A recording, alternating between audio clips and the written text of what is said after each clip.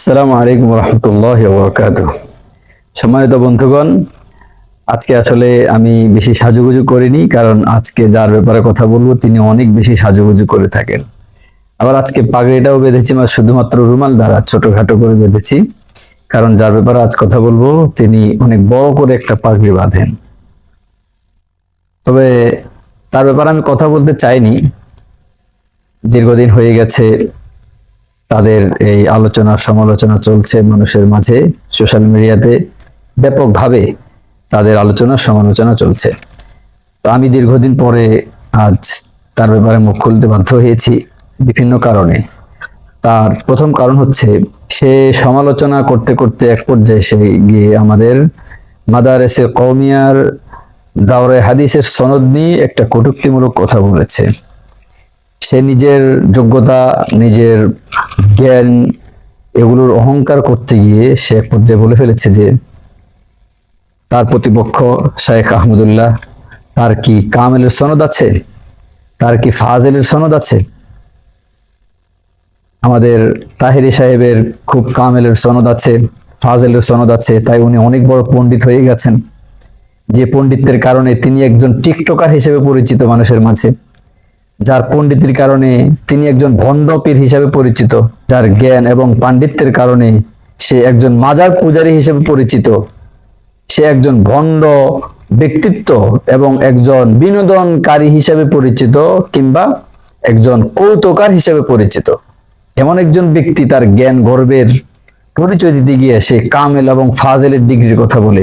আর শাইখ আহমদুল্লাহর কামেল আর ফাজেলের degree নেই, তার শুধুমাত্র দাওরায়ে হাদিসের সনদ আছে, তাও সেটা নাকি সরকার মান দিয়েছে, শুক্রে শুক্রে 8 দিন হয়েছে। সে এই ধরনের কটূক্তিমূলক কথা আমাদেরকে বলেছে। আমি তাকে স্পষ্ট ভাষায় বলে দিতে চাই, সরকারি সনদ পাওয়ার আগ পর্যন্ত কি আমরা মূর্খ ছিলাম? বা আপনি যাদেরকে মূর্খ মনে করছেন তারা কি এখন সরকারি সনদ পেয়ে খুব জ্ঞানী হয়ে গেল? আর সরকারি সনদ পাওয়ার আগ পর্যন্ত সবাই মূর্খ ছিল? এই ধরনের বেয়াদবিমূলক কথাবার্তা যদি এখনো না ছাড়ো, তাহলে সমাজ, জনগণ এখন হয়তো চিড়িয়াখানার মতো তোমাকে দেখতে যায়। তোমার কথা শুনে রাস্তার মধ্যে যদি একজন ফুটপাতে অথবা হকার বসে ওষুধ বিক্রি করার জন্য, তো সেও অনেক সময় মানুষকে অনেকভাবে নাচিয়ে তুলতে পারে। মানুষ তার কথা শুনে হাতে তালি বাজায়, আবার তার কথা শুনে জি করে চিৎকার করে, ঠিক বলে চিৎকার করে। আপনি যেখানে যান সেখানে জনসমুদ্র দেখা আপনার অহংকার এত বেড়ে গেল, আপনি কি মনে করেছেন আপনার মাহফিলে? এটা তো মাহফিল না, আসলে এটা তো একটা এই বিনোদন কেন্দ্র বলা যায়। আপনি যেখানে উপস্থিত হন এটাকে তো একটা বিনোদন কেন্দ্র বলা যায়, যেখানে মানুষ সাময়িক আত্মপ্রশান্তির জন্য, রিফ্রেশের জন্য হয়তো আপনার মজলিসে কিংবা আপনার এই ধরনের উৎসব কেন্দ্রতে গিয়ে থাকে। উৎসব কেন্দ্রে এত মানুষ দেখার অর্থ এই নয় যে আপনার খুব ভক্তবৃন্দ হয়ে গেছে। আপনার ভক্ত তারাই যারা আপনার মতো মাজার পূজা করে, আপনার ভক্ত তারাই যারা আপনার মতো ভণ্ডামি করে থাকে, আপনার ভক্ত তারাই যারা আপনার মতো কৌতুকারকে পছন্দ করে। আপনি মাহফিলকে তো আপনি মাহফিল রাখেন না, একটা কৌতুকের মঞ্চ বানিয়ে নিয়েছেন। আপনার কৌতুক দেখার জন্য মানুষ যায়, আবার কেউ আপনাকে জুতা পিটা করার জন্য মাহফিলে যায়। হ্যাঁ, চিড়িয়াখানায় অনেক মানুষ যায়। আপনাকে নিয়ে অনেকে অনেক কথা বলেছে, আমি বেশি কথা বলতে প্রস্তুত না, বা প্রয়োজনও নেই। কারণ এই দলিল আদিল্লাহ নিয়ে আজকে আমি বেশি কথা বলবো না, বা কিছুই বলবো না, কারণ দলিল আদিল্লাহ নিয়ে আমাদের বড়রা অনেক কথা বলেছে। আপনার সামনে আবার কিসের দলিল আদিল্লাহ নিয়ে কথা বলতে হবে? আপনার এলেমের দৌড় কতটুকু সেটা জাতি অলরেডি জেনে ফেলেছে এবং জানেও। কথা হলো, আমাদের বাংলাদেশি জনগণ হচ্ছে হুজুগ বাঙালি, তারা অনেক বিনোদন করতে পছন্দ করে, আর আপনাকে দাওয়াতও করে বিনোদন করার জন্য না।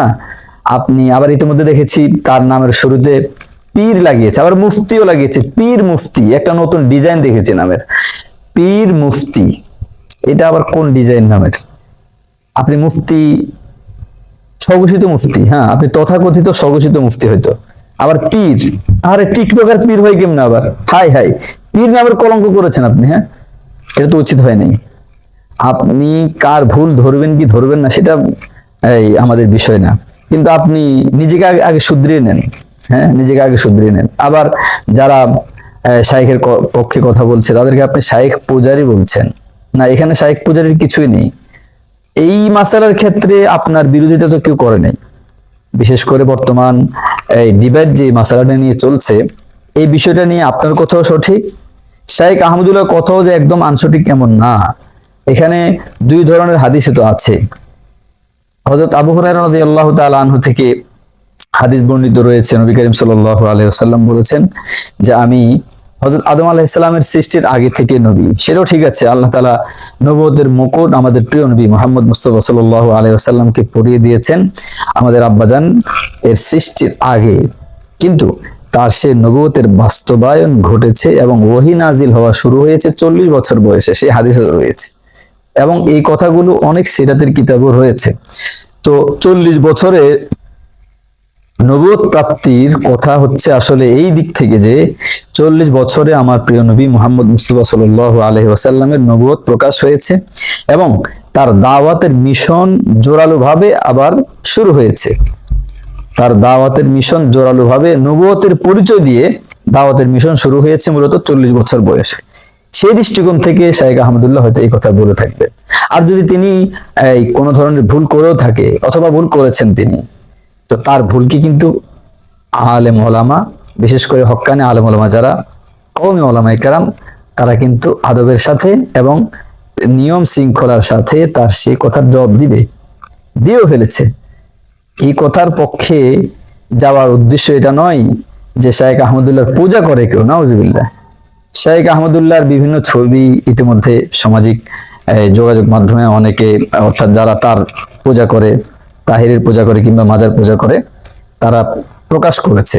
এক ব্যক্তি শাইখ আহমদুল্লাহর হাতের মধ্যে চুমু খেয়েছে। এই কথা মানে এই কাজ করার সাথে সাথে কিন্তু শাইখ আহমদুল্লাহ প্রতিবাদ করেছে মঞ্চে, সাথে সাথে তাকে ভুল শুধরে দিয়েছেন। সেই ছবিটাকে তারা এখন ভাইরাল করে পূজার বিষয়টাকে ফুটে তোলার চেষ্টা করছে। আসলে এগুলো মানুষের চোখে ধুলি দিয়ে মানুষকে আর কতদিন ধোকার মধ্যে ফেলে রাখবেন আপনারা। হ্যাঁ, আপনারা মাজার পূজা করেন, এটা আবার বলেন মাজার জিয়ারত করেন। আপনাদের ছবিগুলো কিন্তু অলরেডি ভিডিওগুলো ভাইরাল হয়ে গেছে। আপনারা যে সকল ক্ষেত্রে মাজার পূজা করছেন, যেখানে মাজার জিয়ারতের নামে মাজার পূজা করছেন, এগুলো কিন্তু অলরেডি সামাজিক যোগাযোগ মাধ্যমে মানুষ দেখে ফেলেছে, আপনাদের মুখোশ উন্মোচন হয়ে গেছে। এখন সে ভণ্ড মানুষকে আবার পীর বলা, মুফতি বলা, এগুলো কিন্তু পীর সাহেবদের অসম্মানী হচ্ছে এবং বাংলাদেশের মুফতিয়ানে কেরামদের একটা ইহানত হচ্ছে এবং অসম্মানী হচ্ছে। এগুলো থেকে বিরত থাকুন। আপনার যদি কামেলের সনদ থাকে, আপনি কামেলের সেই পরিচয় দেন যে আমি কামেল পাস, ঠিক আছে, আপনি বহুত কিছু হয়ে গেছেন। কিন্তু পীর আবার মুফতি, এগুলো একটা প্রতারণা। এসব প্রতারণা করে মানুষের কাছ থেকে জনপ্রিয়তা অর্জন করা যাবে না। ভাইরাল যতটুকু হওয়ার আপনি ততটুকু হয়ে গেছেন, এখন আরো বেশি ভাইরাল হওয়ার চেষ্টা করবেন না, যাতে কি কত আর ধোকা দিবেন। বড় একটা পাগড়ি বাঁধলেন, এটা একটা সাজসজ্জ মাত্র, আর কিছু না। একদম মেকআপ করে স্টেজের মধ্যে একটা কণ্ঠ দিয়া আপনি লক্ষ লক্ষ টাকা আত্মসাৎ করে নিয়ে যাচ্ছেন, আবার মানুষের সামনে নিজেকে পীর মুফতি হিসেবে ফুটিয়ে তোলার চেষ্টা করতেছেন। এগুলো করবেন না, এগুলো থেকে নিজেকে বিরত রাখুন। আমি আসলে আপনার সমালোচনা করতাম না। কেন করেছি? যখন আপনি আমাদের দাওরায়ে হাদিসের সনদ নিয়ে কটূক্তি করেছেন। শুক্র 8 দিন হয়েছে, তার মানে 8 দিন আগে কি আমরা কি মূর্খ ছিলাম? আমরা কি সরকারি সনদের জন্য অজ্ঞ ছিলাম? সরকার আমাদেরকে সনদ দেওয়ার পর আমরা খুব বড় জ্ঞানী হয়ে গেছি? না, সরকারি সনদ আমাদের প্রয়োজনও ছিল না। সরকার আমাদেরকে সনদ দিয়েছে, সেটা আমাদের অধিকার ছিল। সে অধিকার হয়তো আগের সরকাররা পুরো করে না, এই সরকার পুরো করেছে। এই কারণে আমরা সরকারি সনদ পাওয়ার আগে অজ্ঞ ছিলাম, এখন সনদ পাওয়ার পর আমরা খুব জ্ঞানী হয়ে গেছি। এটা একটা বোকামি এবং নির্বুদ্ধিতা, একটা পাগলের কথা। এটা আসলে আপনি পাগলে, আপনি স্টেজে বসে যা করেন, এটা আসলে সুস্থ মস্তিষ্কের মানুষ এটা কখনো মেনে নিতে পারে না। এ কারণে নিজের ভুলগুলো শোধরানোর চেষ্টা করুন। আমাদের মহলে আলহামদুলিল্লাহ ভুল হলে সেটা অবশ্যই সংশোধন করার চেষ্টা করা হয়। এই কথাও বলা উচিত না, আমি কয়েকজন তাহিরি ভক্তকে আমি বলতে শুনেছি যে আমরা শাইখ আহমদুল্লাহর ভুলকে ভুল বলি না। শাইখ আহমদুল্লাহ নাকি ভুল করতেই পারে না, এটা নাকি কেউ বলে। এটা একটা ডাহা মিথ্যা কথা এবং অপবাদ। শাইখ আহমদুল্লাহ ভুল করতে পারে না, এই কথা শাইখ আহমদুল্লাহ কখনো বলেনি। বরং শাইখ আহমদুল্লাহর ইতিপূর্বে অনেক রেকর্ড আছে, তার মুখ থেকে কোনো ভুল কথা বের হয়ে গেলে সেটা তিনি আবার পরে ইনসিদাত করেন, এটা সমাধান করার চেষ্টা করেন, ক্ষমা চেয়ে নেন তিনি। এরকম ইতিহাস আছে, নজির রয়েছে। সুতরাং এই ধরনের ডিভাইডে না গিয়ে, আরো একটা আশ্চর্যের বিষয় হচ্ছে শাইখ আহমদুল্লাহ একটা বিষয় ভুল করেছেন। এই ভুল বিষয়টা একটা দ্বীনি বিষয়। নবী করিম সাল্লাল্লাহু আলাইহি ওয়াসাল্লাম কবে নবুয়ত পেয়েছেন, কবে থেকে তিনি নবী, এই কথাগুলো সম্পূর্ণ ইসলামিক একটা বিষয়। হ্যাঁ, এগুলো নিয়ে আবার মামলা হামলায় যাওয়া, তাহিরে আবার ধমকি হুমকি দিতেছে যে অতজনকে মামলা দিবে তামলা দিবে।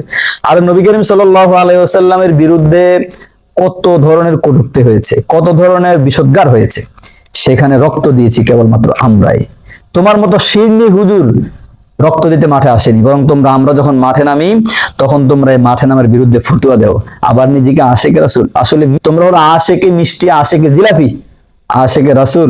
রক্ত দেওয়ার সময় তোমরা নেই, আবার যারা রক্ত দিবে তাদেরকে নিয়ে কটূক্তি। হ্যাঁ, তারা আবার ওয়াহাবি হয়ে যায়, ওয়াহাবি বলে গাল শুনতে হয় তারা। রক্ত দেওয়ার খেলা যখন আসে তখন সাহাবায়ে কেরামদের নমুনা কেবলমাত্র কওমি ওলামায়ে কেরাম ধরে রাখে। তোমাদের মতো সিন্নি চোর আর আশিকি সিন্নি শুধুমাত্র সিন্নির পেছনে দৌড়াও আর মাজারের পেছনে দৌড়াও, আর শুধু টাকা উপার্জনের লক্ষ্যে নবীর প্রেম আর ভালোবাসা প্রকাশ করার চেষ্টা করো। সাবধান করে দিচ্ছি, কওমি ওলামায়ে কেরাম জাতির জন্য একনিষ্ঠ রাহবার। এরা জাতির যখন যে সমস্যা সামনে আসে নিজেদের জান প্রাণ দিয়ে রক্ত দিয়ে তারা জাতির সেই সমস্যার সমাধান করার চেষ্টা করে। তোমাদের মতো কোন সিন্নিখোর আর মিষ্টিখোরকে রক্ত দিয়ে জাতির কোনো সেবা করতে আমরা দেখিনি কখনো। নবীর সম্মান রক্ষার্থে মাঠে নামলে আমরাই নেমেছি, নবীর সম্মান রক্ষার্থে জান দিলে আমরাই দিয়েছি, নবীর সম্মান রক্ষার্থে রক্ত দিলে আমরাই দিয়েছি। তোমাদেরকে কখনো রাজপথে আমরা দেখতে পাইনি। সুতরাং নবীর মহব্বত যদি একনিষ্ঠ থাকে কেবলমাত্র আমাদের কওমি ওলামায়ে কেরামদের আশিক রাসূলদের কাছে আছে। নিজেদেরকে আহলে সুন্নাত ওয়াল জামাত বলে দাবি করা, আবার বিভিন্ন এই লিফলেট কিংবা পোস্টারের মধ্যে লেখা দেখি। আফসোস, তোমাদের সেই আহলে সুন্নাত ওয়াল জামাত লেখা পর্যন্ত সীমাবদ্ধ, এর বাইরে আর কোনো কার্যকারিতা নেই। আল্লাহ তাআলা আমাদের সকলকে হক বাতিল বুঝার, মাদার পূজারি বুঝার তৌফিক দান করুক। এই সকল বাতিলের পথ থেকে আমাদের সকলকে, পুরা মুসলিম উম্মাহকে ফিরে আসার তৌফিক দান করুক। তাদেরকে আল্লাহ তাআলা হিদায়াত দান করুন, যেন তারাও নিজেদের এই প্রতিভাকে দ্বীনের পথে, হকের পথে, সঠিক পথে ব্যয় করতে পারে। আল্লাহ তাদেরকেও তৌফিক দান করুন। ওয়া আখিরু দাওয়ানা।